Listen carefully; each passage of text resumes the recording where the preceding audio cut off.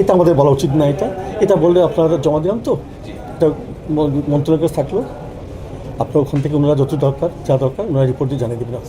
এখানে উপস্থিত হয়েছি, আপনারা জানেন আমরা একটা তদন্ত করতে বসেছিলাম, তদন্ত আমাদের শেষ করে তদন্ত জমা দেওয়ার জন্য এসেছিলাম। আজকে আমরা তদন্ত জমা দিয়ে গেলাম, নিরপেক্ষভাবে চেষ্টা করেছি। আমরা যাদের সম্পৃক্ততা পেয়েছিলাম তাদেরকে জিজ্ঞাসাবাদ করার জন্য চেষ্টা করছি, তাদেরকে জিজ্ঞাসা করে যা পেয়েছি আমরা সেভাবে সুন্দরভাবে চেষ্টা করেছি। সংক্ষিপ্তভাবে আমরা কাউকে অভিযুক্ত না করে নিরপেক্ষ যা নির্বাচন সংক্রান্ত যা পেয়েছি সেটার মধ্যে রিপোর্ট দিয়ে গেলাম। আমরা এখানে এসে রিপোর্ট সংক্রান্ত রিপোর্ট দেখলে আপনারা সব বুঝতে পারবেন কী আছে না আছে। আমরা কাউকে অভিযুক্ত করিনি, আমরা ইলেকশন সম্পর্কে আলোচনা করে ইলেকশনটা মন্তব্য করেছি, আমার রিপোর্ট দাখিল করেছি। Thank you sir. নিশ্চয়ই ক্রিকেট বোর্ডের আপনি কনস্টিটিউশনটা আপনারা একটু দেখছেন, এই বিদ্যমান কনস্টিটিউশন অনুযায়ী কি আসলে ক্রিকেট বোর্ডের নির্বাচন ব্যবস্থা কি মানে ভবিষ্যতে আপনার হস্তক্ষেপ মুক্ত করা সম্ভব কিনা ভালো আমরা সুপারিশ করেছি কিছু, আপনারা দেখে নিন। সুপারিশ আমরা করেছি, আমরা সুপারিশ করেছি যেটা হয়তো সুপারিশের মধ্যে কনস্টিটিউশন অ্যামেন্ডমেন্ট ব্যাপারটা আছে কিনা আছে। থ্যাংক ইউ সবাইকে। কি ওই রিপোর্টে কোনো সুপারিশ করেছেন যে নেক্সট স্টেপটা কি হবে? স্টেপ সম্মত না, আমরা মানে যেটা আমরা চেষ্টা করেছিলাম একটা সুপারিশ দেওয়ার জন্য, যে ইলেকশন সুন্দর করার জন্য বা এই বোর্ডের সংক্রান্ত আর কোনো সুপারিশ করা যায় কিনা এই সম্বন্ধে আমরা কিছু গাইডলাইন দেওয়ার চেষ্টা করেছি। মানে সাবেক যুব ক্রীড়া উপদেষ্টার সংশ্লিষ্টতা নিয়ে রিপোর্টগুলো হয়েছিল আগে, মানে যে কারণেই তো আসলে তদন্ত কমিটি নিরপেক্ষতা যাচাই, তো ওনাকে আপনারা ডেকেছিলেন কিনা? আসলে দেখেছেন কেন যে আমি যে ওনার কোনো বক্তব্য শোনার জন্য উনি কিছু বলতে চান কিনা সেই জন্য, অ্যাকুজ করার জন্য না। আমরা কিন্তু জুডিশিয়াল ইনকোয়ারি বসি নাই, ওনাকে সময় দিয়ে ডাকা হয়েছিল, উনি আমাদের কাছে আসেন নাই না।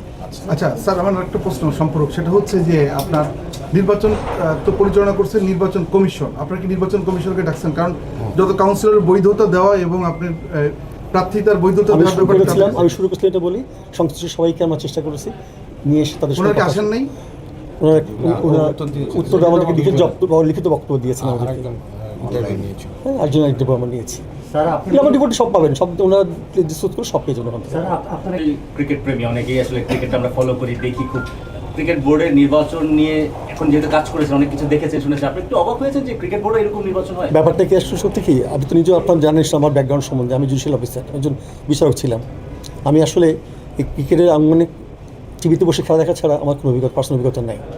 সংশ্লিষ্ট বলতে যাবো যে আমাকে নিরপেক্ষ হিসেবে এখানে নেশা হয়েছে। মানে আমার প্রশ্নটা ছিল স্যার এরকম, সরি ইন্টারাপ্ট করলাম, যে ক্রিকেট মানে ফলোয়ার, আপনি ক্রিকেট দেখেন, অন্যরকম একটা জগৎ, এই যে ভিতরে ইন্ডিয়াতে এখন দেখে মনে হচ্ছে যে ক্রিকেট বোর্ডে এরকম কিছু হয়?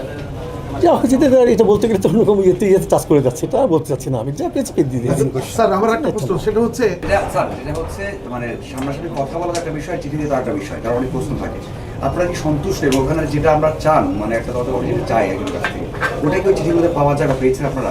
ব্যাপারটাকে বারবার যে বলার চেষ্টা করেন, আপনার যেটা বলছি, আমরা জুডিশিয়াল ইনকোয়ারি না বসি নাই, কোনো আমরা অ্যাকুজ করি নাই, কোনো চার্জ ফ্রেম করি নাই। আমরা কাউকে অভিযুক্ত করে কাউকে তার বিরুদ্ধে আমরা ক্রিমিনাল ট্রায়ালে যেমন 342 মাধ্যমে নিয়ে আসতে হয়, জানতে হয়, আমরা এই প্রসিডিউর যাইনি। কিন্তু ওইভাবে এটা আমাদের সিস্টেমে ছিল না।